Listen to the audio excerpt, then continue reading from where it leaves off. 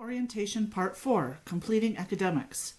This video includes NCM's academic requirements, modules, course syllabi, including title, credit value, course descriptions, learning activities, and learning objectives, accessing learning resources, how to complete an NCM academic course, teaching sessions, evaluation methods, and documenting completion.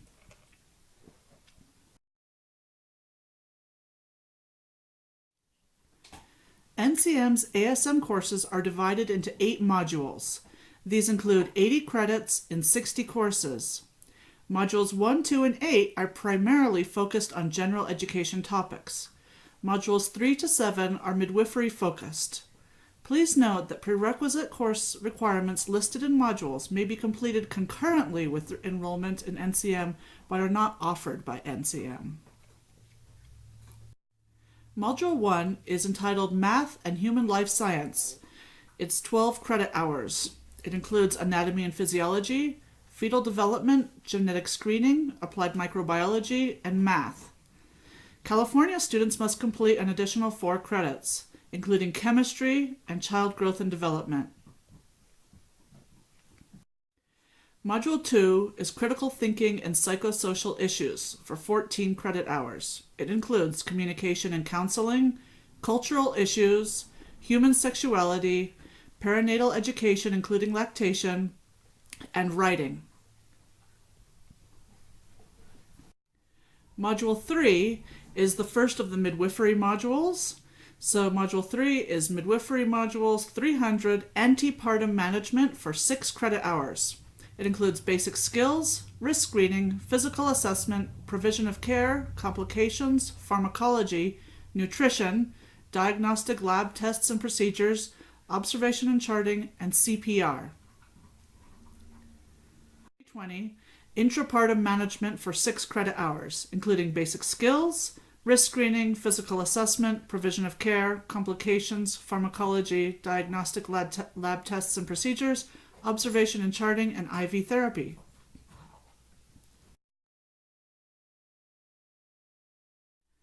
Module 5 is MW340, Postpartum Management for 6 credit hours, including basic skills, risk screening, physical assessment, provision of care, complications, pharmacology, diagnostic lab tests and procedures, and observation and charting. Module 6 is MW360, Newborn Management for 6 credit hours, including basic skills, risk screening, physical assessment, complications, provision of care, pharmacology, diagnostic lab tests and procedures, observation and charting, and NRP. Module 7 is MW380, Well Woman, Reproductive Health Care, 6 credit hours. It includes risk screening, physical assessment, provision of care, diagnostic lab tests and procedures, family planning, pharmacology, and observation and charting. Module 8 is Professional Issues for 24 credit hours. It includes history of midwifery, ethics for biomedical, laws and regs, protocols, community health, out-of-hospital birth, business and professional communications, statistics, and midwifery literature and art. To begin a course, first choose a course, then download the course syllabus from NCM's website. You can see on NCM's website, if you go to the ASM tab and scroll down to Academic Syllabi, you'll find a list of all the courses. Each course syllabus is available in PDF or doc format. Some students prefer to download the doc version so that they can type their answers directly into the course syllabus. Each course syllabus is set up the same way. It'll include the title, the number of credits for the course description, learning objectives, learning activities, learning resources, and evaluation methods. The module it is in, the course number, and the area of study. For example, Module 3 is the module number, MW is the topic of midwifery, 300 is the course number, AP means antepartum, and the course name is risk screening.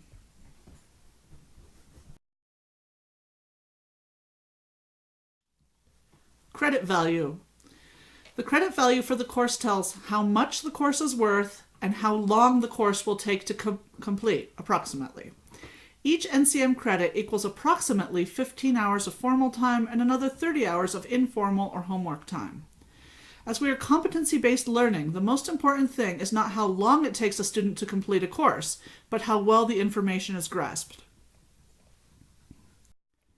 The learning activities tell the student what activities she or he will need to do to complete the course. There are several common learning activities required by most of NCM's courses. Many NCM courses may include additional learning activities. These will include student reading the appropriate section from the learning materials or resources, student answering the questions listed in the learning objectives by researching the learning materials or resources for the course and correctly citing the sources and page number for each of the answers.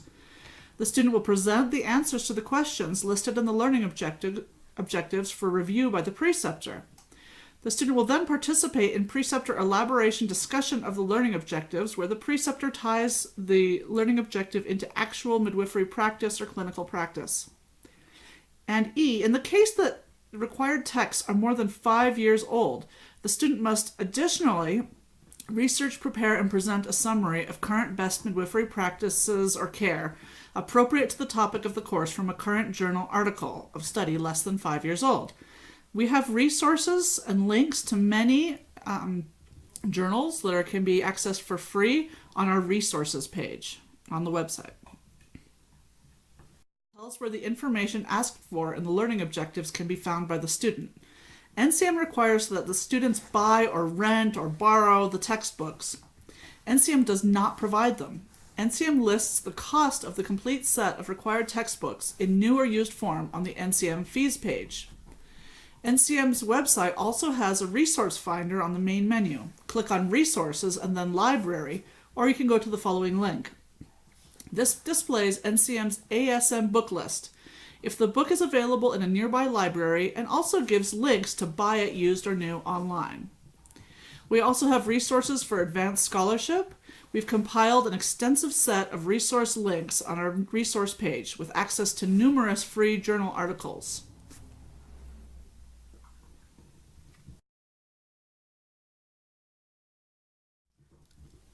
The learning objectives of a course tell the student and preceptor what the student will be able to do at the end of the course. For example, by the end of this course, the student will be able to name the most important skill a midwife can have to prevent the spread of disease and germs and give your rationale. Discuss indications for hand washing in a clinical setting. Discuss the principles of universal standard precautions.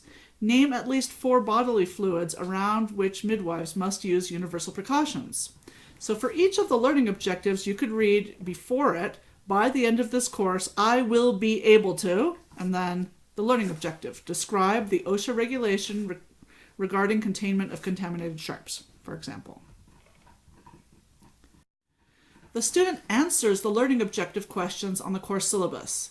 Each answer should A, reflect current best practices in midwifery care, B, be in the student's own words or paraphrased from the text, minimal but enough to show comprehension, and C, include the resource and page number where the answer was found.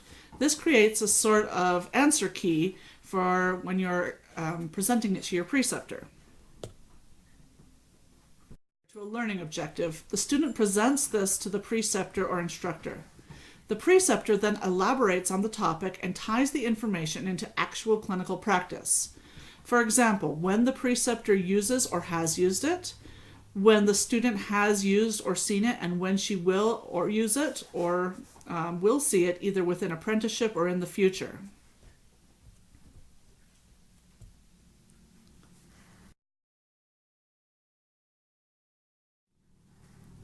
The preceptor and student teaching sessions can be accomplished in a variety of ways, as is most useful to both preceptor and student. For example, a student and preceptor could meet for 15 to 20-minute micro sessions before or after clinic several times per week, in which only a few learning objectives are discussed or evaluated. Or a 1 to 2 hour classroom session once a week in which many learning objectives are discussed and evaluated. Or they could do full day or multi-day sessions in which multiple courses are completed. In order to ensure the student's understanding of the course topic and make sure that it's current and up to date with best practices, If the resource used is older than 5 years, then the student must research the course topic and write a short summary of a journal article. Please see the writing rubrics on NCM's preceptor resource page to see how this should be accomplished and what points the student has to meet. Tools and methods list the ways that preceptors evaluate the student work to give a final grade. The minimum passing grade for all courses is a cumulative 80% or B-. However, students and preceptors are encouraged to work together until the student masters all the information. The final grade for the course is based on preceptor evaluation of the following. A. Learning objectives, which count for 80 to 90% of the final grade, and the preceptor is evaluating each answer based on 3 elements. 1. The answer should reflect a thorough review of current literature regarding best current practices in midwifery care. In other words, the information shouldn't be too old. 2.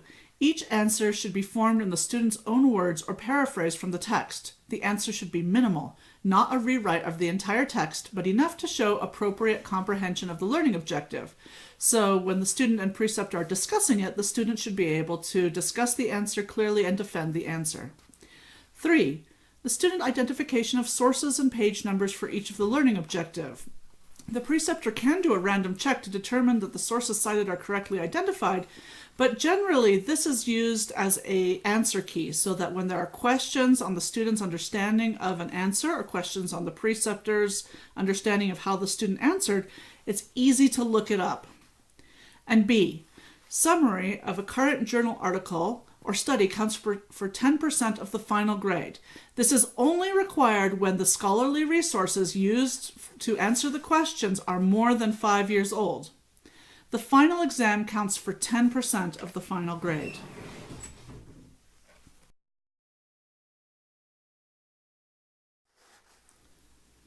Each course includes a brief test. The test counts for only 10% of the course grade.